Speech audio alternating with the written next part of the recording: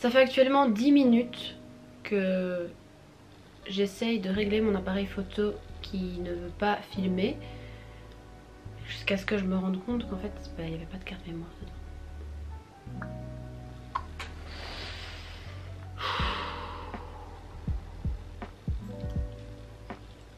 Ça va aller Lucie.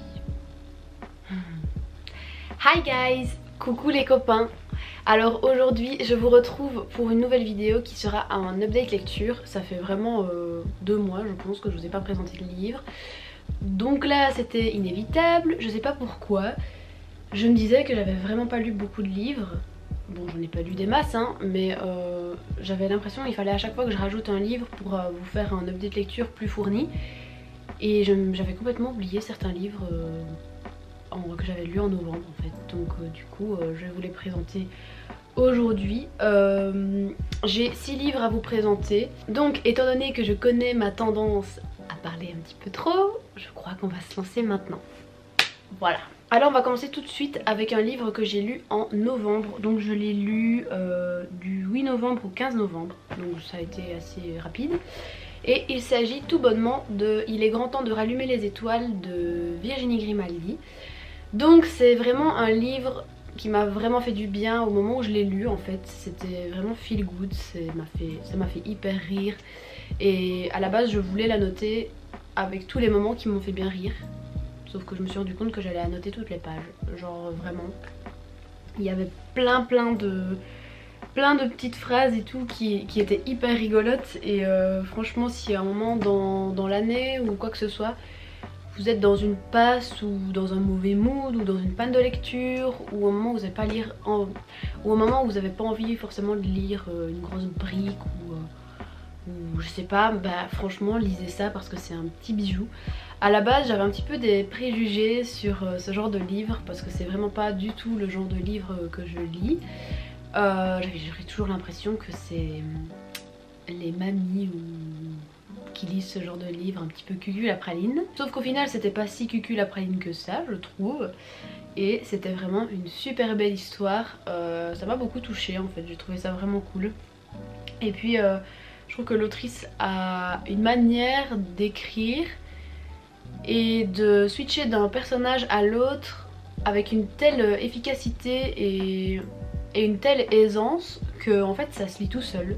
C'était vraiment super cool, je l'ai pas vu passer en fait. Et pourtant il est quand même pas si gros hein. Il fait 370 pages, un truc comme ça je pense. Donc pour ceux qui ne connaissent pas, Il est grand temps de rallumer les étoiles de Virginie Grimaldi.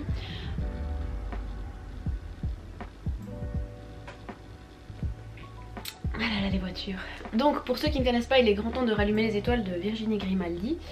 Il s'agit d'une mère de famille qui s'appelle Anna, qui a 37 ans et qui a 2 filles. Une fille qui s'appelle Chloé et qui a 17 ans et une autre qui s'appelle Lily et qui a 12 ans. Donc Anna, la mère de famille, coule sous les dettes. Donc c'est une mère de famille célibataire, donc elle ne ramène qu'un salaire. Donc je disais, elle coule sous les dettes, elle ne ramène qu'un salaire par mois et elle a vraiment du mal à subvenir aux besoins de ses enfants et aux siens et à payer ses factures, ses dettes en même temps. Et un jour elle obtient une somme assez conséquente d'argent qui lui permettrait de rembourser ses dettes. Sauf que je crois que c'est sa mère ou sa grand-mère, je sais plus. C'est sa mère ou sa grand-mère qui lui met une idée en tête en lui disant qu'elle devrait prendre le camping-car qu'ils ont et partir en voyage avec ses filles. Parce que il se trouve que Anna, donc la mère de famille, s'est beaucoup éloignée de ses filles. Parce que du coup elle doit beaucoup travailler pour pouvoir payer le loyer etc. Et elle ne voit ses filles qu'en coup de vent et même ses 2 filles ne se parlent pas beaucoup. Enfin il y a vraiment un grand éloignement. Enfin il y a vraiment un fossé qui s'est créé entre elles 3 en fait.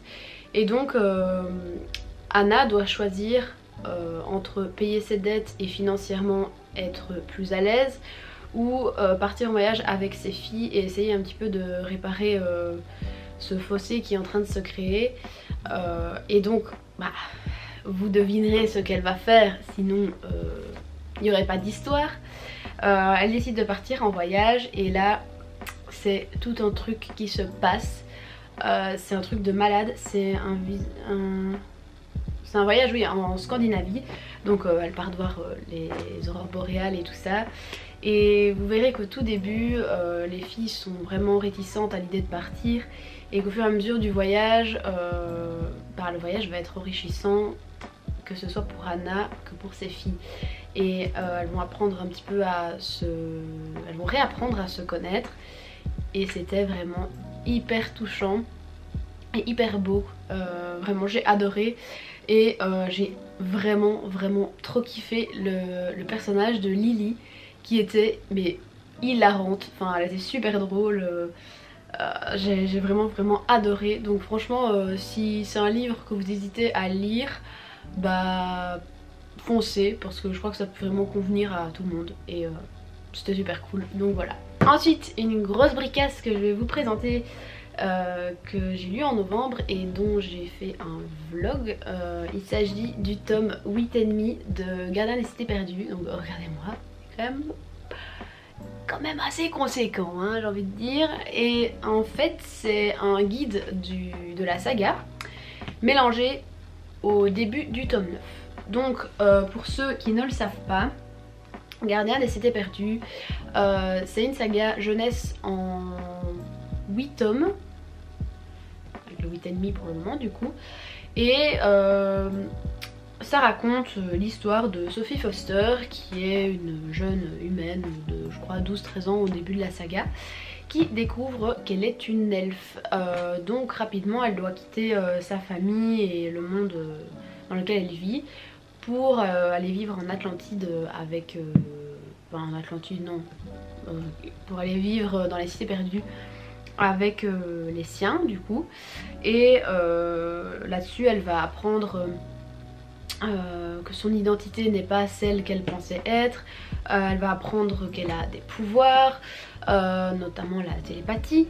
Elle va découvrir plein de complots autour de sa propre existence et autour des cités perdues, des personnages et des animaux et de plein de choses comme ça.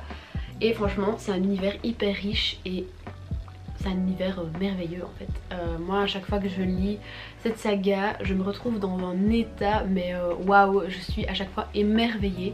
Je me suis vraiment hyper fort attachée au personnage.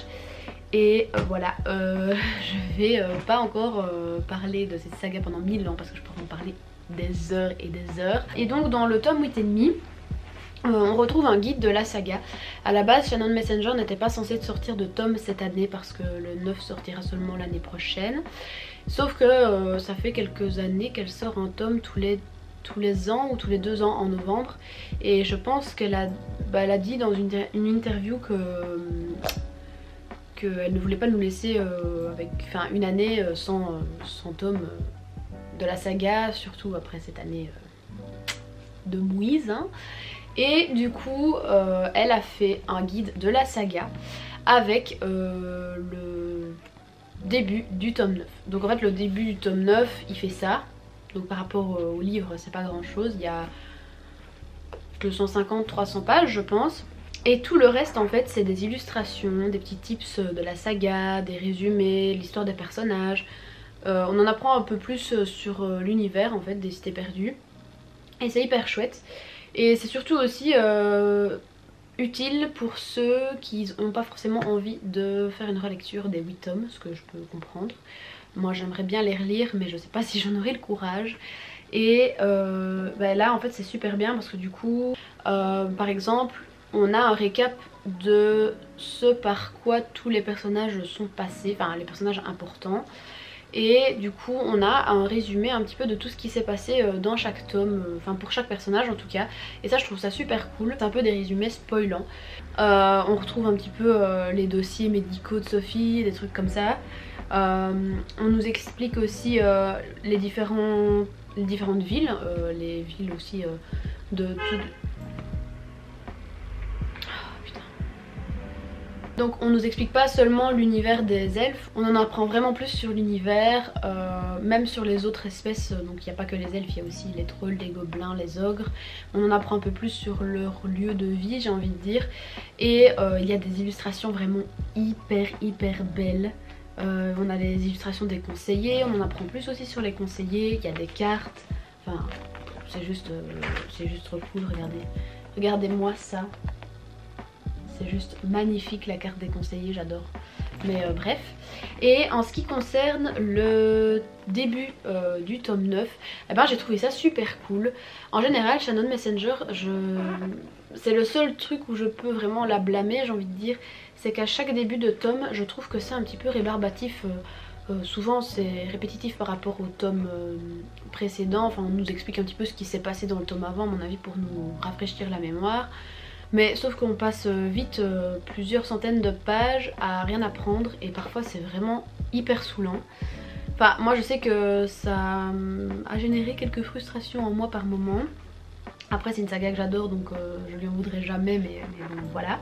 Et ici en fait le début du tome 9 il commence directement là où le tome 8 s'est arrêté. Et on en apprend assez bien et rapidement. On n'y va pas par quatre chemins pour nous expliquer les choses et je trouve ça cool.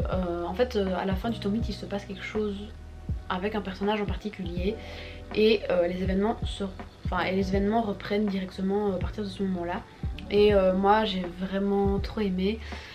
Mais bon voilà, ça m'a frustrée parce que j'étais à peine replongée dans l'histoire et dans l'univers que ça s'est fini. Et maintenant j'ai juste qu'une hâte, c'est de pouvoir avoir le 9 et on l'aura pas avant novembre hein, je suppose. Donc voilà, je suis triste mais bon c'est comme ça. Et bon voilà, qualitativement je suis peut-être pas hyper objective par rapport à cette saga mais oh, qu'est-ce que je l'aime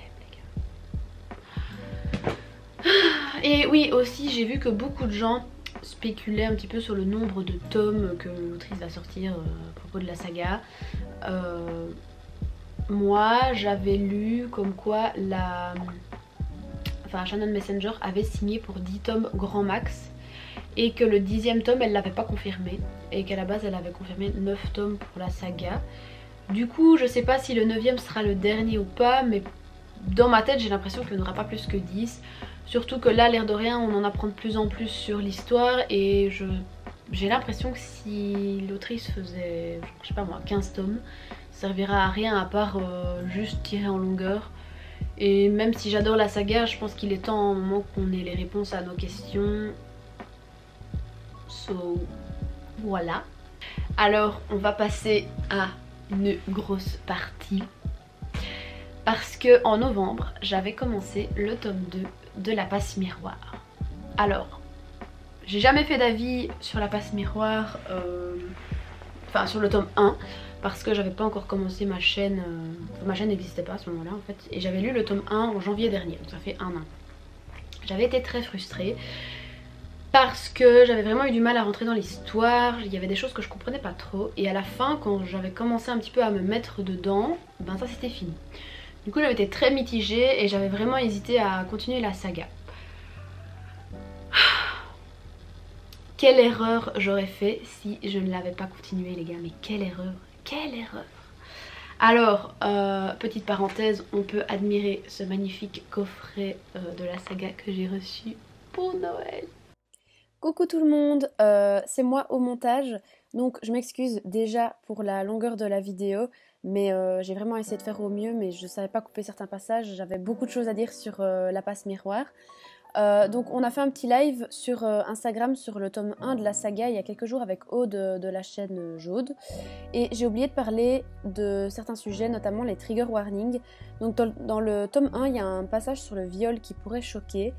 Il y a pas mal de violence aussi, et dans le tome 4 on aborde beaucoup la psychiatrie et les maladies mentales. Donc même si ces sujets sont abordés de manière fantastique, je pense que c'est important que vous le sachiez. Ouh, mon ordi part. D'ailleurs je suis convaincue que la saga devrait pas être classée en jeunesse, mais ça c'est un autre débat, donc on va pas en parler. Donc voilà, je vous laisse avec la vidéo et je vous fais des bisous. J'avais commencé le tome 2 sans grande attente parce que j'avais vraiment été déçue du 1. Et je prenais le tome 2 comme un test. En fait je m'étais dit si le 2 j'accroche toujours pas, je revends les tomes qui me restent et bah, je finis pas la saga et tant pis.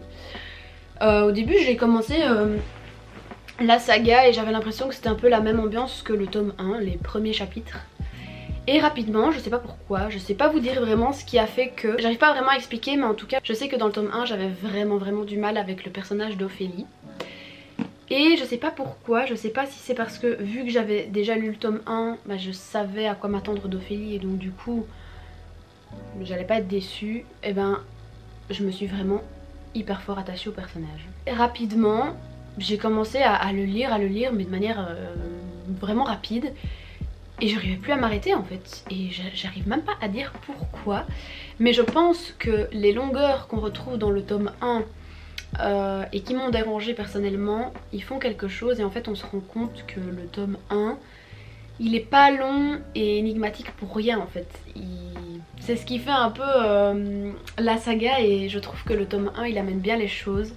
L'histoire est approfondie et tous les complots qu'on retrouve dans le tome 1, les complots de royauté, enfin pas de royauté mais à la cour etc, qui paraissent peut-être un petit peu superficiels, ils sont beaucoup plus approfondis dans le tome 2 et on apprend le vrai enjeu parce que dans le tome 1 on n'apprend pas vraiment la vraie problématique de la saga et le vrai problème, la vraie histoire, tout le vrai truc qui enveloppe toute la saga.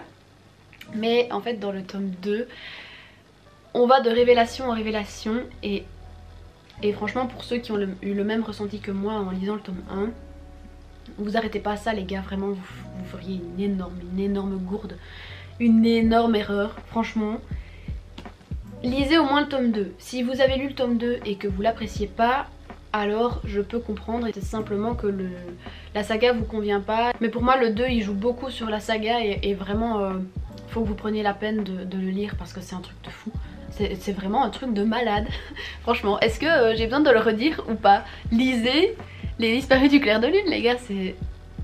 Du coup, j'ai eu fini le tome 2, j'étais en PLS, hein, je pouvais pas attendre la suite. Et le tome 3 était chez mes parents. J'étais à Liège. Du coup, qu'est-ce que j'ai fait? J'ai lu sur ma liseuse. Pour ceux qui ont lu le 1 et le 2 et pas encore le reste ou je sais pas trop, en fait le 3 et le 4 ils sont fort différents du 1 et 2 parce que ça se passe pas sur la même arche. Du coup l'ambiance y est un petit peu différente. Moi j'ai bien aimé, je sais qu'il y en a beaucoup qui n'ont pas aimé le 3 et le 4 à cause de ça. J'ai vraiment aussi adoré connaître la nouvelle arche où on est. Et alors le 4, ça a été dur hein. Ça a été dur parce que émotionnellement parlant, je savais que j'arrivais à la fin de la saga et j'avais pas envie de la finir. Et d'un autre côté j'avais envie de la finir parce que j'avais envie de savoir comment ça se terminait et j'avais envie de connaître toutes les réponses à mes questions. Franchement quand je vous dis montagne russe, c'est montagne russe hein. Quand j'ai eu fini le livre, je l'ai refermé et j'étais en mode c'est fini. Qu'est-ce que je vais faire de ma vie maintenant? C'est juste horrible de dire au revoir au personnage et à la saga. J'ai lu beaucoup d'avis et il y avait beaucoup de gens qui n'avaient pas été satisfaits de la fin, qui n'avaient pas été convaincus de la manière dont finissent les personnages. Moi j'ai trouvé la fin parfaite. J'ai trouvé la fin parfaite parce que pour moi la passe miroir c'est pas une histoire où tout allait bien se terminer et où tout allait mal se terminer non plus en fait.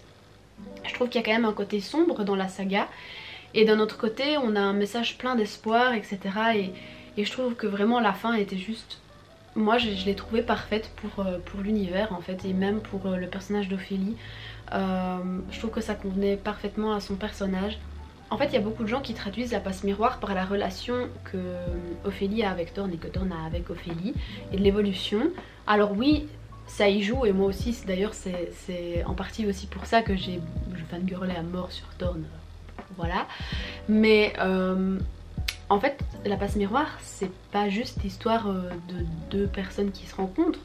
À la base c'est Ophélie le personnage principal et on voit vraiment qu'il y a une quête identitaire et qu'elle se cherche et elle est maladroite, elle sait jamais vraiment de quel côté se positionner on va dire au début de l'histoire hein, dans le tome 1. Plus les pages se tournent et au final plus elle comprend le but de sa vie. Pour moi c'est ça la vraie histoire de la passe miroir. À la base c'est Ophélie. Pour moi la passe... D'ailleurs la saga s'appelle la passe miroir et la passe miroir c'est Ophélie. Pour moi c'est... Voilà, c'était simplement juste magique. Franchement rien que d'en parler j'aurais bien les larmes aux yeux tellement j'ai juste adoré la saga. Juste si vous hésitez encore à lire la saga, n'hésitez plus parce que c'était juste magique quoi, voilà. Pour finir, je vais vous parler avec un livre qui a absolument rien à voir. C'est un livre de développement personnel et il s'agit de Miracle Morning de Hal Elrod. J'ai bien aimé, mais il y a des choses qui m'ont dérangé. Donc en fait, si vous connaissez pas, Miracle Morning c'est un livre de développement personnel pour adopter une méthode pour se lever tôt et pouvoir être beaucoup plus productif dans la journée. Le début du livre, j'ai vraiment bien aimé parce que en fait il adopte vraiment une méthode à laquelle j'avais pas pensé et même au niveau développement spirituel et mental, j'ai envie de dire, c'est hyper cool. Et en plus je me suis rendu compte au final maintenant quand je me lève tôt c'est plus une corvée en fait. Quand je relis certains passages ça convainc vraiment et c'est vraiment cool, ça motive. Après il vous donne aussi plein de petits tips. Normalement c'est une méthode à adopter avec je sais plus moi 5 minutes de méditation, 20 minutes de sport, 5 minutes d'écriture, 5 minutes de lecture, 5 minutes de je sais plus quoi et puis enfin bref en gros c'est vraiment une méthode. Moi j'ai trouvé ça super intéressant mais je trouvais qu'à la fin du livre ça se répétait beaucoup, c'était assez redondant. Et du coup c'était un petit peu chiant. La fin, hein, je parle, on s'entend. Petite remarque négative, enfin remarque négative tout court. Je trouve que parfois le gars a tendance à tellement vanter son livre que ça en paraît un peu moralisateur. Et j'ai l'impression que la manière dont il parle parfois ça fait culpabiliser si on n'a pas fait telle chose dans sa journée, si on n'a pas été assez productif, alors que, enfin je veux dire, ça arrive d'avoir des journées pas productives. C'est, voilà, le but du livre c'est oui d'être le plus productif possible, mais ça arrive d'avoir des journées juste chill quoi. Enfin, je trouvais que il y avait certaines choses qui disaient qu'ils pouvaient être un peu anxiogènes, donc voilà, moi parfois ça me barbait un peu et en plus il a toujours l'air de vanter son livre et parfois t'as envie de lui dire un petit peu de modestie te ferait pas de mal mec. Il justifie toujours en fait ses méthodes parce que certaines stars et personnalités connues l'ont adopté, donc il arrête pas de faire enfin il donne en référence Oprah Winfrey ou Aretha Franklin et parfois j'ai envie de lui dire ben oui mais c'est pas parce que une star fait ta méthode que c'est la mieux, enfin que c'est la meilleure à utiliser, enfin vous voyez ce que je veux dire. Et parfois en fait c'est vraiment le gros point qui m'a dérangée par moment. Et aussi surtout que la fin en fait, la fin j'ai survolé parce que c'était répétitif et j'ai envie de dire mais je vais pas relire ce que tu as écrit au début de ton livre, enfin ça n'a aucun sens. Donc pour moi le Miracle Morning, je pense pas le suivre à la lettre, peut-être que je vais essayer de le suivre à la lettre, mais ça a été une bonne méthode pour capter dans ma tête que me lever tôt c'était rentabiliser les heures de sa journée et les heures du matin. C'est vrai qu'au final le gars il se veut être optimiste et tout et c'est le but dans un livre de développement personnel, mais c'est peut-être pessimiste de dire ça mais trop d'optimisme tue l'optimisme. Voilà, c'est tout ce que j'aurais à dire. Donc voilà pour cette vidéo. J'espère que ça vous aura plu et que ça vous aura donné des idées de lecture. N'hésitez pas à me dire en commentaire quelles sont vos lectures du moment et si vous avez envie de lire certains livres que je vous ai présentés aujourd'hui, enfin là maintenant. Donc voilà, dites-moi en commentaire. N'hésitez pas à vous abonner si c'est pas encore fait et à mettre un petit like à la vidéo parce que ça fait toujours plaisir. Donc voilà. Sur ce, je vous souhaite de belles lectures et je vous dis à la prochaine dans une nouvelle vidéo. Bye!